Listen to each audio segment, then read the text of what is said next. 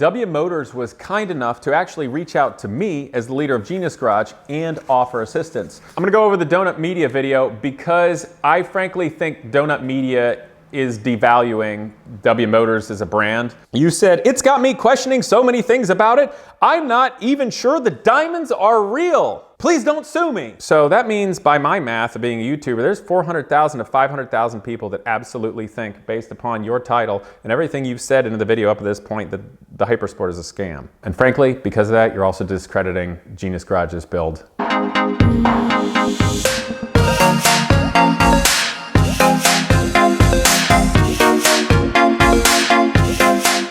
What's up, people? Okay, so this is in fact my second video relating to the Donut Media video entitled, Is This $3.4 Million Hypercar a Scam? Which of course relates to the Lykan Hypersport from W Motors. Now yesterday I put out a video about this in my typical Casey style, shooting from the hip, going for it, trying to be funny, and just going for it. However, I took that video down because I quickly realized that the magnitude of this subject required being a lot more serious and me not shooting from the hip. So today's video is going to be more specifically and, shall we say, accurately getting my point across, and I have made proper notes. But today I really just want to let some notes speak for themselves, so I'm going to leave out the jokes and the ridiculousness and everything like that. Earlier this week, Donut Media, which I actually like and subscribe to, I think they're very entertaining people, and obviously millions of people enjoy watching that. They put out a video about the Lykan Hypersport, which when I watched it, and I did in fact watch it all the way through, and I've got notes for you guys as well.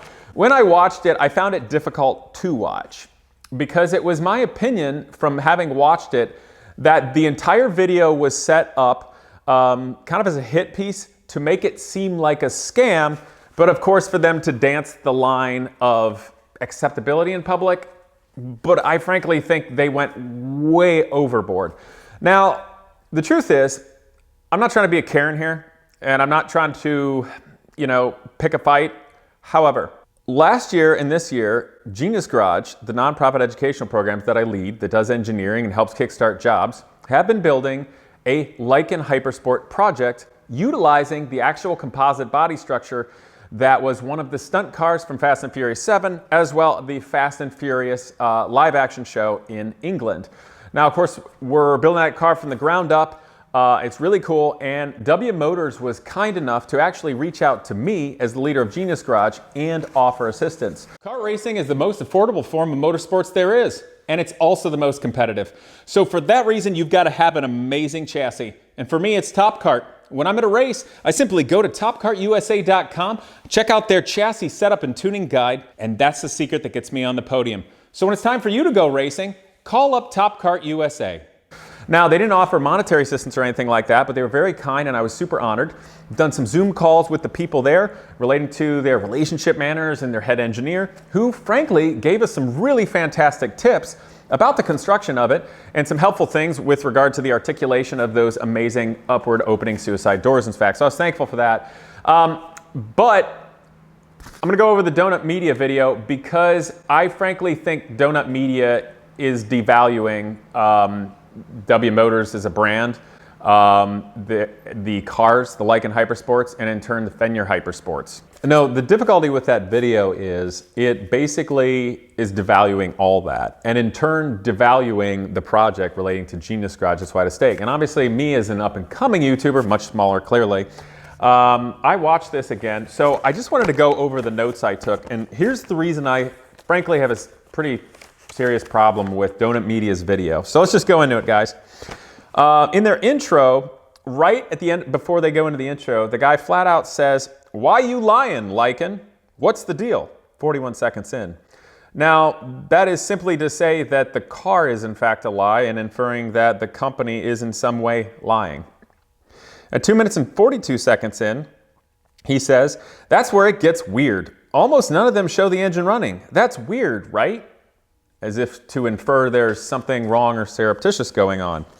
At 2 minutes and 59 seconds in, the host here says commercials are sped up. And he says, "This is a cardinal sin. It feels like they are covering something up." You don't even have to infer that. He says it feels like they're covering something up. Now, I will say that commercials generally have a lot of artistic license with color and dynamics and things. They're a commercial, not a documentary. At 3 minutes and 1 second in, the host here says, there is something about the car they don't want us to see, right? As if to make everybody see again that there's a scam, a cover-up, or a lie. At 3 minutes and 34 seconds in, he points out that when they first talked about the Lykan Hypersport, they said that it had 780 horsepower. Then in a documentary, it said 770 horsepower. Then in marketing, it was said 750 horsepower. And of course, this is pointed out to further the belief that, in fact, the company is some kind of sham or smoke and mirrors. Now, I will say, being a car builder and race car builder and engineer and type, race driver type, that first thing that y'all can notice is all those numbers are rounded up to the nearest 10 position, as is typically done all around the world. And we're talking differences of 10 horsepower for the first two and 30 at the greatest one.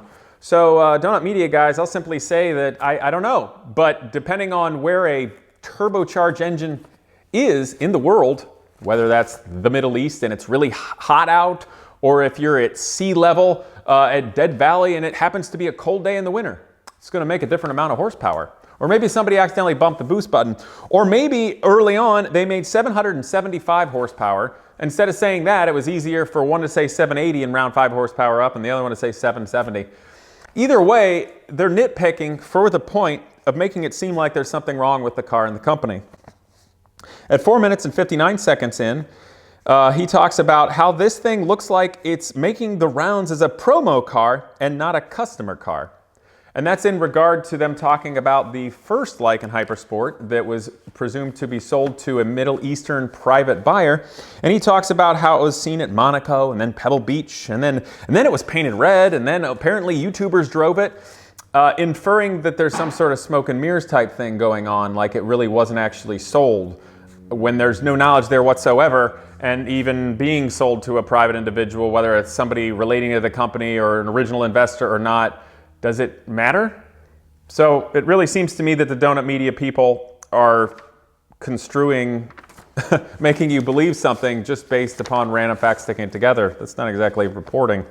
Also, at 5 minutes and 34 seconds in, they're talking about the Roof CTR3. Now, it's the Lykan Hypersport has got a lot going on relating to Porsche engineering and roof engineering in it. And they say, but at $750,000, in reference to the roof, it means the Lykan is kind of like a $2.6 million body kit. That's kind of demeaning, and I do want to point something out, Donut Media guys. Let me just go over here to a different page of mine. You know, at 5 minutes and 25 seconds in, you guys say that critical components are designed and produced by Roof, as in German, and it was designed in the Middle East. Okay, Donut Media. Let me just point out a few other cars you may have heard of already. The McLaren F1 has a BMW V12 engine, and that engine is from Germany, and McLaren, if I'm not mistaken, is an English company, and Bruce McLaren had a Kiwi bird on his Can-Am cars because I think he was from New Zealand. You know, Pagani, which sounds really Italian and really fancy, I'm pretty sure they have a Mercedes V12, which is also German. The Fisker Karma has a General Motors American engine in the front of it. The Maserati Gran Turismo my wife drives has effectively a Ferrari V8 in it. A DeLorean has a PRV engine, which stands for Peugeot Volvo Renault. And the chassis was designed by Lotus and is basically a rear-engine Lotus Esprit. Most Lotuses now have a Toyota motor in them. The Shelby Cobra is in fact an AC Ace, which is a little British car with a big engine shoehorn in it and then renamed. The Ford GT40 was originally a Lola race car from England. A Morgan hand-built, the only company that never sold out for over 100 years, has a Triumph or Ford or BMW engine or whatever the heck you want to stick in it. Heck, my Aston Martin V12 is really just two Ford V6 architecture stuck together, and it's basically based upon a Jaguar platform. And for that matter, you know, race cars like McLaren's back in the 60s had Chevy V8s in it. So it seems to be common practice the world over that car companies, especially small boutique ones that make a low production run, use drivetrain components from somewhere else. But suddenly, you guys who know that are using that to try to discredit the Lykan Hypersport and W Motors. At least it seems like it to me. Now you also talk about how the Lykan is insanely expensive, or I'm talking about this. I do have to point out the Lykan, what I know about it, for all the materials and everything went in it, the fact that they made a low production run of it, holographic gauges, that thing's insanely expensive to produce at those numbers. So respectfully, who are you to question the sticker price of it? I don't, you know, I mean, it's expensive. You want me to give it away?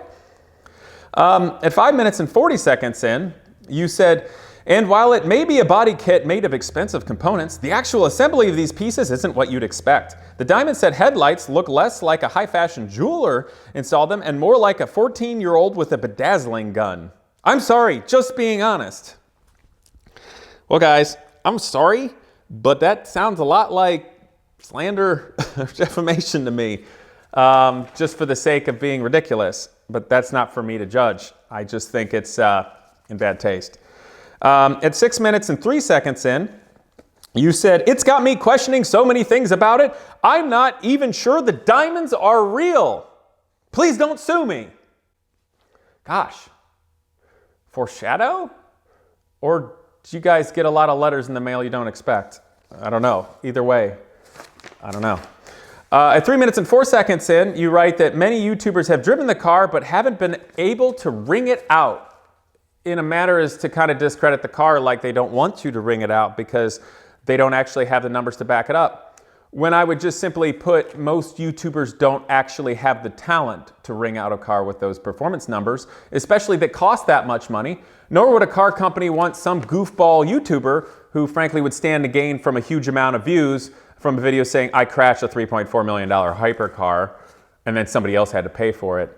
So yeah, they probably don't want them to wring out their really nice car that those people aren't qualified to drive at the limit. But that's just my opinion. Let's see here, I already talked about that. Now this gets interesting because the video, at 6 minutes and 40 seconds in, the host here, which I believe is named Nolan, begins criticizing the CEO of W Motors, Ralph Deba. Personally, it seems. He criticizes the way he talks. He said actually that the things he says are not always true, which is saying that he lies, and that he speaks metaphorically and symbolically about the cars rather than technically. So there must be something wrong with the car. It's called salesmanship. You know, if you say something like this thing looks like a snake, you know, that's a simile. Or if you say something, this thing like this soars, the car is an eagle. That's a metaphor. Those are pretty dressing kind of things to sell it, you know, and that's the fun, spicy, artistic part of life. So yeah, I'd kind of expect a CEO to, you know, make his stuff sound good. So then at 7 minutes and 45 seconds in it, you say that the Lykan can't be cool based upon the body, that the Lykan can't cool properly in regard to the engine, that it can't cool properly based upon the body design, yet right before that you said that you're not an aerodynamicist. So you seem to be pulling stuff out of nowhere. And for whatever it's worth, Genius Garage's car, we already tested on track, even with a stock Porsche naturally aspirated engine and with less radiators than the actual Lykan Hypersport actually had in it.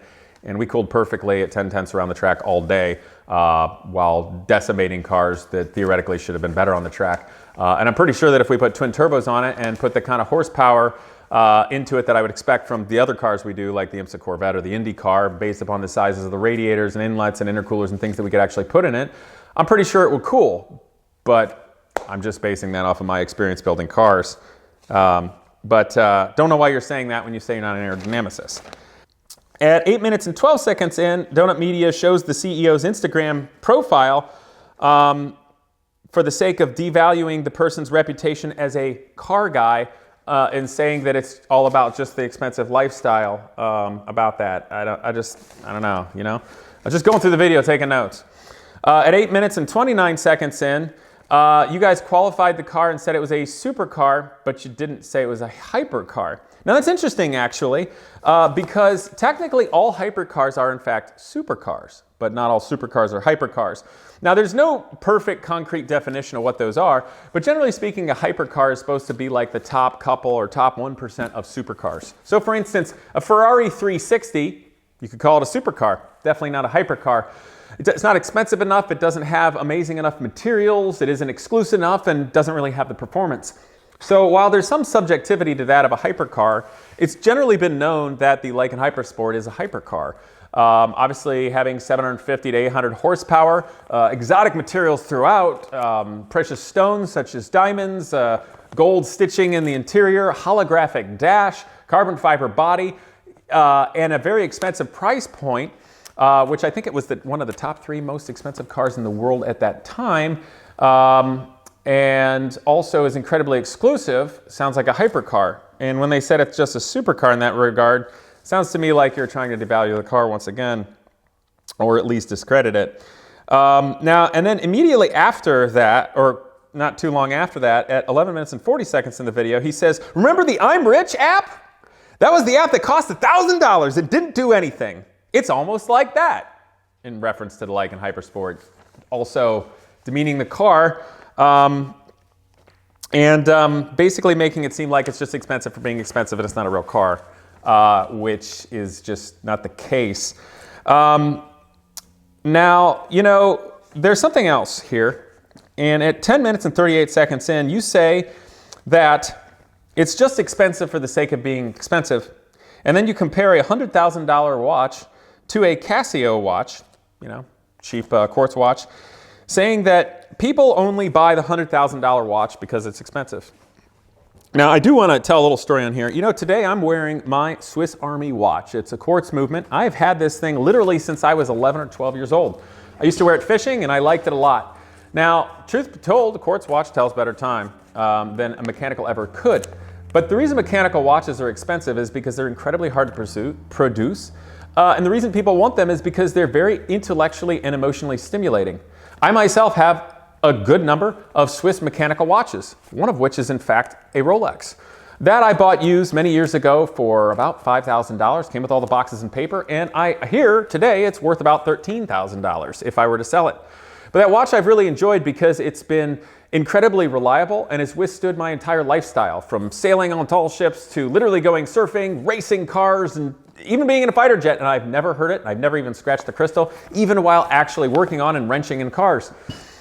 But the crazy thing about it is, I didn't buy that watch because of the price point. I bought the watch because what it was and what it represented and what it took to build, and I really appreciated that. And if somebody were to tell me I only bought it because it was expensive, that's devaluing me as a person, and also effectively inferring that I'm stupid. Because I simply could have bought a used Swiss Army watch like when I was 12 years old for $10 or something, rather than a $5,000 used Rolex. And you're devaluing me as a buyer, and in this sense effectively devaluing or discrediting all the buyers of Lykan Hypersports and the company, or at least that's what it seemed like to me. If you're talking like this about my watches and making it harder for me to sell them, that would tangibly hurt. At 10 minutes in, you say that I think the reason it appeared in Fast and Furious 7 is the reason people think it's a scam. That's 10 minutes in. You know, it's funny, I never thought that when that movie came out or afterward, ever. And then at 7 minutes and 52 seconds of this video, and the video was 12 minutes and 48 seconds long, you said that you didn't think that the Lykan Hypersport was a scam. But the interesting thing is that any YouTuber that creates videos knows what percentage of their people actually watch the video all the way through and where they normally go. And at 7 minutes and 52 seconds, nearly 8 minutes in of a 12-minute and 48-second video, you've already lost half or more of your viewers, most likely. But that was the point where you said that you didn't think it was a scam. And your video currently is at 1 million views and counting. So that means, by my math of being a YouTuber, there's 400,000 to 500,000 people that absolutely think, based upon your title and everything you've said in the video up to this point, that the Hypersport is a scam. But I guess that's okay. I don't know. But that's what I'm taking from it there. You know, I guess the last thing about this is, you know, the end of your video, you guys are excited because you hit 5 million subscribers. And that's amazing. I don't know if my channel ever hit that, and probably, honestly, it won't, because I'm more niche. But you guys are crushing it. You know, you're being massive influencers. You're making a lot of money off that channel, and based upon the size of you, I mean, you are way bigger than Jay Leno's Garage. You're bigger than Ben Ricky. You're bigger than Doug DeMuro and Hoovy and Tavares. You're surely, You're bigger than IndyCar, you're bigger than IMSA, you're bigger than NASCAR. Heck, you're bigger than about a lot of them combined. The problem with the video is that I saw, because I felt it because Genius Garage is doing this, and we actually already have something of a nice little relationship with W Motors, or at least they've treated us kindly, is that I'm smart enough to know that there's a lot of lawyers out there that use words like deformation per se and constituting a tortious inference with clients' business relationships and like to write letters. But you guys know that.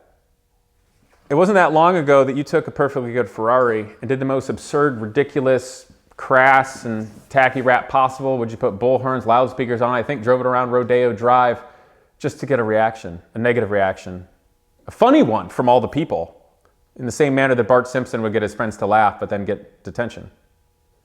You were hoping you'd get yelled at by the cops for creating a public scene, and you were hoping that you'd get a letter from Ferrari, because then it's something else to talk about, because you guys would look like heroes like the class clown.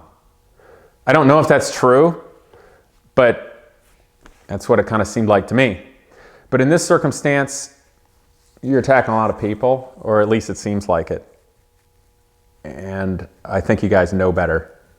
And I think you're frankly discrediting the Lykan Hypersport, W Motors, Defend Your Hypersport, and everything they're doing and the people. And frankly, because of that, you're also discrediting Genius Garage's build of the stunt car and all the work they've put into it, and their students hoping to get careers, and all the effort I put in volunteering and mentoring these students with engineering. And that's why I didn't like the video. So if you want to call me a Karen because of it, by all means. But Donut Media guys, you guys are fun and I like you, but I didn't like that video. Well, a huge shout out to KW Suspension. Guys, this year you're gonna see beautiful coilovers such as this going on many of my cars, including my Porsche 944, my Dodge Viper, and even some of these crazy race cars. And the reason is simple. This is one of the best shock companies in the world. It was founded in Germany in 1992 by Klaus Wohlfarth, and recently they just launched a new 1.2 million square foot robotic warehouse where they're creating unbelievably nice suspension components such as this for 15 different original equipment manufacturers. So whether you're a street enthusiast, a weekend track warrior, or you are building the Le Mans car of your dreams, guys, check out KW Suspension. Unbelievably nice shocks. So go down in the description below, patronize them. You're gonna be glad you did.